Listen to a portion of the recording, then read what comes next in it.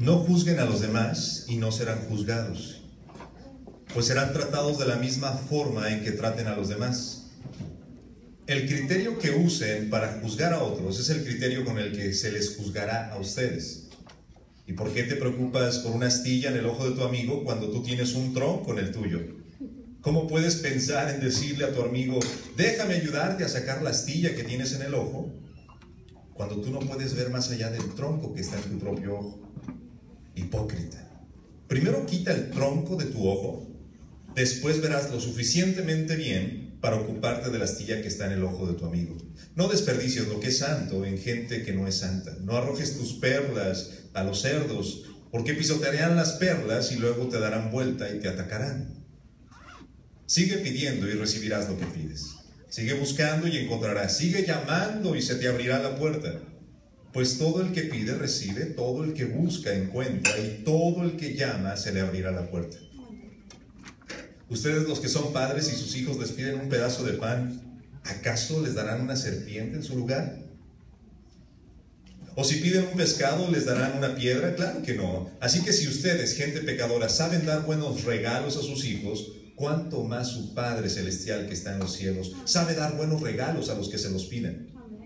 Haz a los demás todo lo que quieras que te hagan a ti. Esa es la esencia de lo que se encuentra en toda la ley y en los profetas. Solo puedes entrar al reino de Dios si entras a través de la puerta angosta. La carretera al infierno es amplia y la puerta es ancha para los muchos que escogen ese camino. Sin embargo, la puerta de acceso a la vida es muy angosta y el camino es difícil. Y solo son unos pocos los que alguna vez la llegan a encontrar.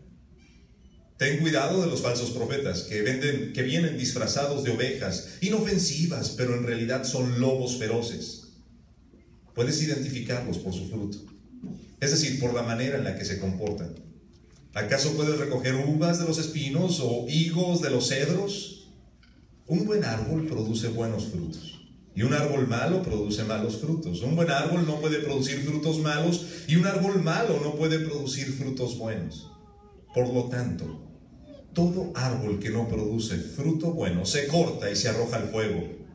Así es de la misma manera que puedes identificar un árbol por su fruto. Puedes identificar a las personas por sus acciones. No todo el que me llama Señor, Señor entrará en el reino de los cielos. Solo entrarán aquellos que verdaderamente hacen la voluntad de mi Padre que está en el cielo. El día del juicio, muchos me dirán, Señor, Señor, en tu nombre profetizamos e hicimos muchos milagros y expulsamos demonios en tu nombre. Pero yo les responderé, nunca los conocí. Aléjense de mí ustedes que violan las leyes de Dios. Todo el que escucha mi enseñanza y la sigue es sabio, como la persona que construye una casa sobre una roca sólida. Aunque llueva cántaros y suban las aguas de la inundación y los vientos golpeen contra esa casa, no se vendrá abajo, porque está construida sobre un lecho de roca. Sin embargo, el que oye mi enseñanza y no la obedece es un necio, como la persona que construye su casa sobre la arena. Cuando vienen las lluvias y llegan las inundaciones y los vientos golpean contra esa casa, se derrumba con gran estruendo.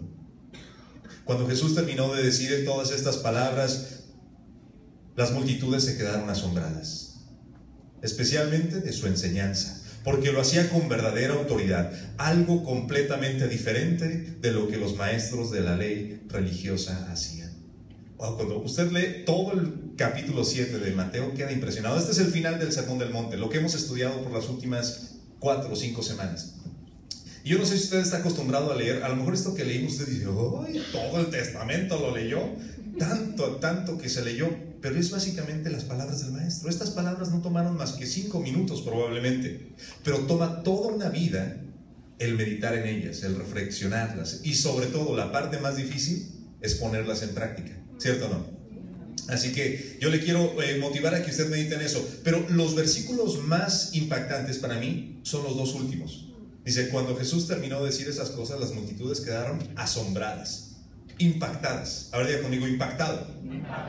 Asombrado. Así como cuando usted ve que de repente el partido está empatado y poco a poco ya se van acercando los minutos al final y de repente el equipo enemigo, el equipo contrario mete gol y usted se queda, pero ¿cómo pasó eso? O cuando usted está en un partido de su niño y de repente su niño, que usted sabe que es mal jugador, que no sabe jugar, que tiene 2 pies izquierdos, que el niño tiene la pata chueca, que le sale el balón con chanfle, que sabe bien que ese niño no sabe jugar, y de repente el niño mete gol y usted se queda asombrado. Esa es la palabra bíblica, asombrado. Usted sabía que no debía de ocurrir y le dejó tan impactado que lo dejó asombrado. Y esa frase, asombrado, es una frase que Jesús constantemente la va a ver en su ministerio desde que nació. La gente siempre estaba asombrada. Todos quedaron impresionados con Jesús. No sería ni la primera ni la última vez que la gente se impresionaría con él. Por ejemplo, ¿recuerda usted el caso aquel cuando Jesús estaba en la orilla y les dijo, los discípulos estaban tratando de pescar toda la noche? ¿Se acuerdan? Y entonces dice que se acercó Jesús a la orilla y les gritó, ¡hey! Ya ve como en México todo el mundo se chifla. Todo en México usted va a caminar y cuñado, cuñado. Todo el mundo se dice cuñado allá en México, pero bueno, el asunto es, a mí me enseñaron cómo contestar cuando alguien me dijera cuñado. Cuñado, pues ¿cuál hermana me has dado? Decía mi papá, cuando le digan cuñado, usted diga cuál hermana me has dado. Pero bueno, el asunto es que Jesús desde la orilla les grita y les dice, ¿han pescado algo? Y yo me imagino que ellos se molestaron por eso, porque les hizo esa pregunta, porque están toda la noche ahí, están tratando y todavía les preguntan, no han pescado nada. Es como cuando usted llega a la casa enojado y todavía le preguntan, ¿no has comido? Es que no se nota, pues, hombre. No se nota que aquí ando todo enojado. Y bueno, el asunto es, él les pregunta y ellos dicen, no hemos pescado nada. Y entonces dice, tienen la red para el otro lado. A ver, este es carpintero, no pescador. Yo soy pescador, pudo haber pensado Pedro.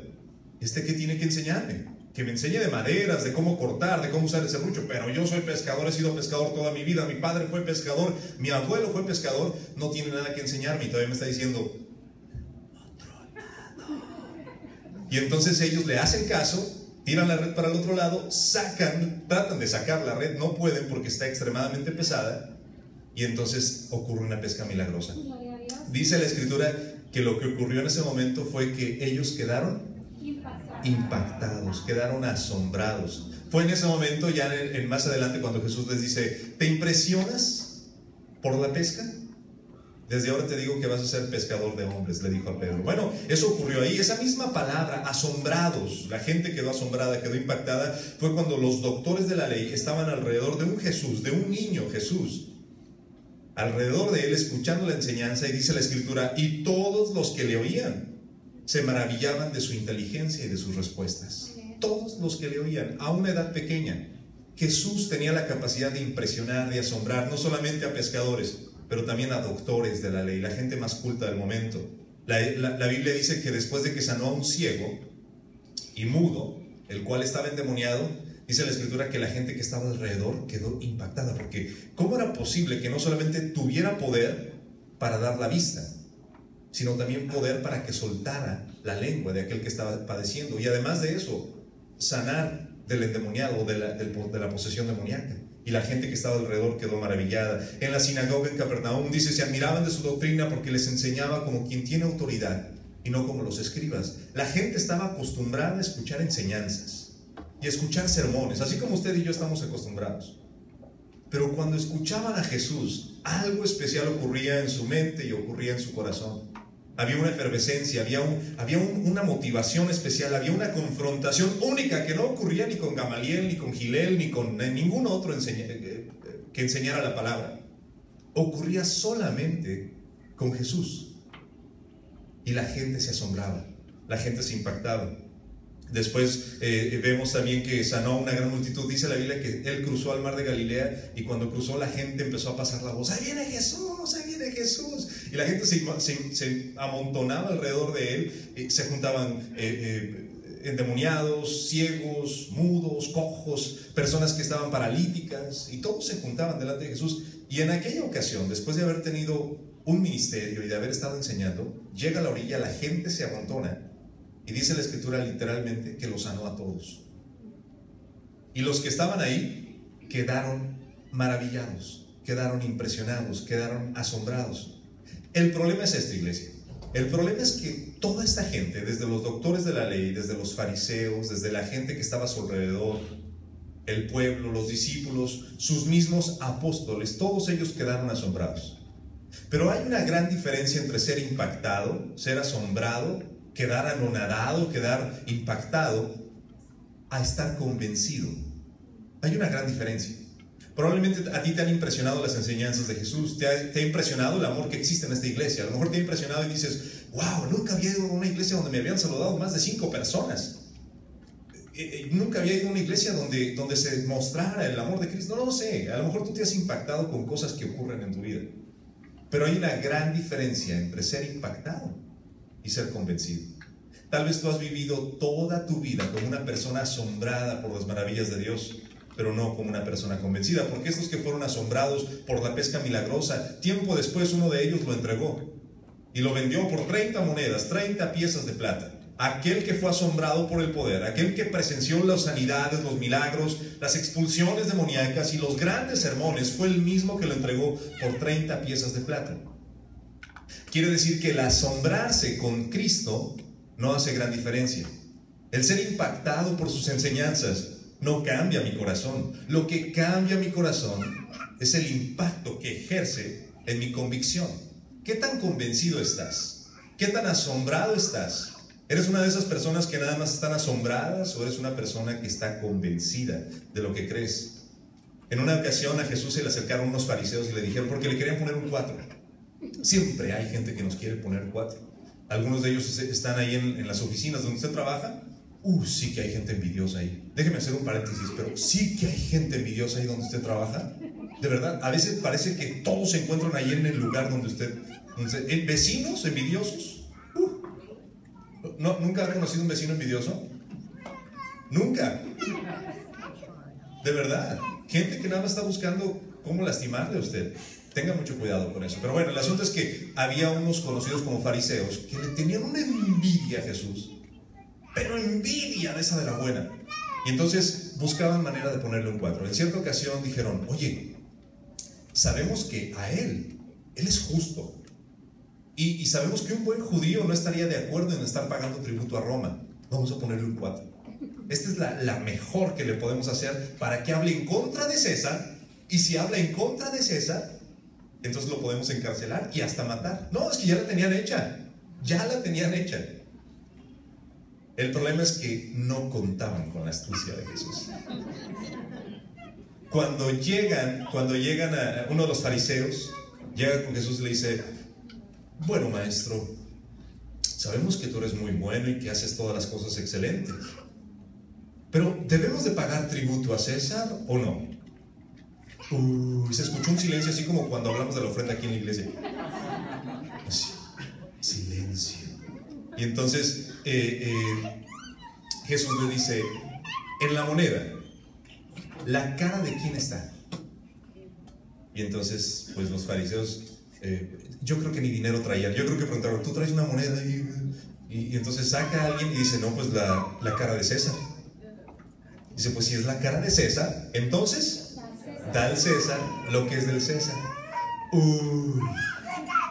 No les pudo haber contestado de otra mejor forma. Y los dejó callados.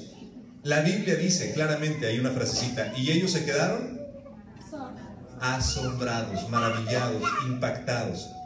Por eso, iglesia, mi mensaje es muy sencillo esta mañana. Al final de este capítulo 7, Jesús dice, aquellas personas que escuchan mi enseñanza, las voy a comparar con dos tipos de hombre, el hombre sabio y el hombre insensato. Muy fácil la analogía, la comparación. El hombre sabio escucha la enseñanza. Tú has sido expuesta, iglesia, todas estas semanas has sido expuesta al capítulo 5, capítulo 6 y capítulo 7 de Mateo. Ya has escuchado el mensaje del Sermón del Monte. Y ahora te quedan dos caminos a ti y a mí. Nos queda el camino de poner en práctica lo que hemos aprendido. Nos queda el camino de simple y sencillamente asombrarnos y decir, wow, ese Jesús sí que era un gran maestro. Como cualquier persona reconoce a Jesús. Todas las religiones, te lo digo, hasta el día de hoy, las 3 grandes religiones reconocen a Jesús como un gran profeta, como un gran maestro. Se asombran. Usted ve, escucha a los musulmanes hablar de Jesús como aquel Yeshua grande que hizo grandes cosas, un gran maestro. Es decir, están asombrados, maravillados con Jesús. pero el no convencidos. Cuando tú escuchas hablar a un judío, el judío dice, sí, el Yeshua, el gran pensador, filósofo, el gran rabí. Quedan asombrados con la enseñanza de este joven de 33 años que pudo transformar el mundo. Están asombrados, pero no convencidos. Y nosotros podríamos juzgar tanto a musulmanes como judíos, pero ponte a pensar también nosotros en nuestra vida personal. Estamos asombrados con las cosas que han ocurrido alrededor de nosotros. Decimos, wow, ¿sabes cómo cambió al hermano fulano, a la hermana fulana? Las cosas que han ocurrido, pero el hecho de que hayan ocurrido cosas y que estás muy asombrado no te mueve a actuar. No has tomado las decisiones que sabes que debes de tomar.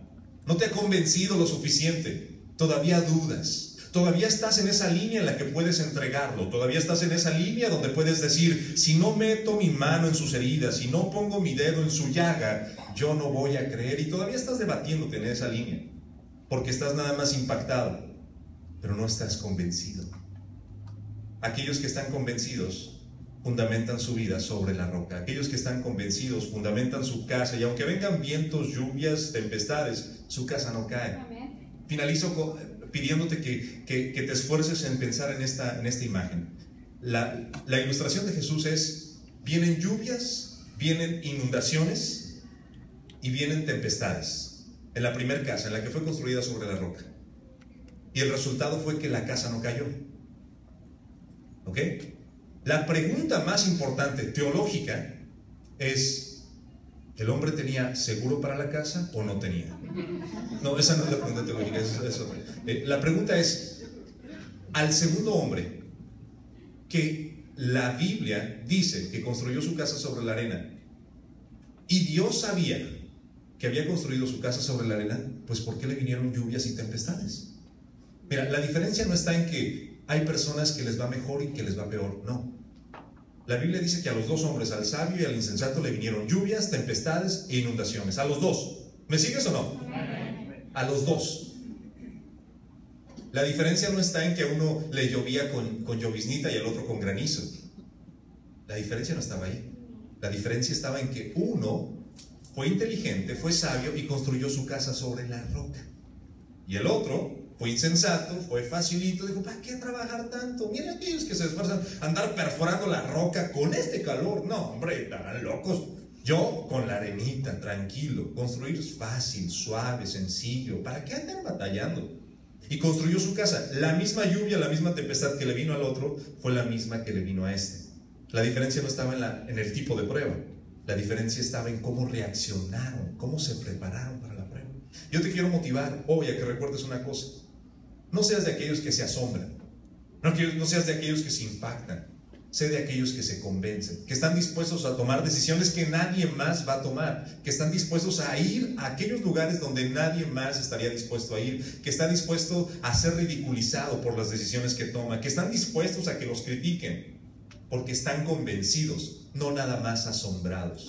No salgas de este lugar una persona más que forma parte de la estadística de aquellos que son asombrados, de aquellos que están impactados por las enseñanzas de Jesús. Mejor sal de este lugar convencido de que Jesús es el Hijo de Dios, que es el Rey de Reyes, que es el Señor de Señores, que es el Alfa y el Omega, el principio y el fin.